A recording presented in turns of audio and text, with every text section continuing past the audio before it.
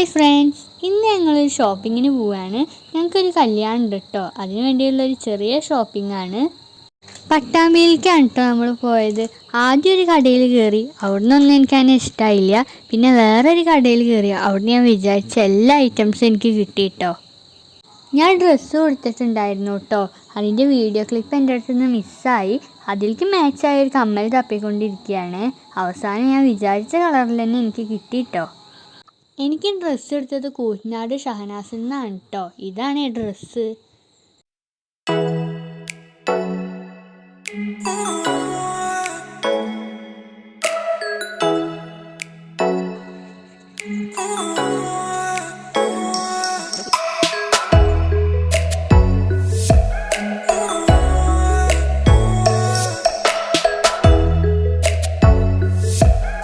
അപ്പോൾ ബാക്കി സെക്കൻഡ് പാർട്ടിൽ കാണാം കേട്ടോ. ബൈ.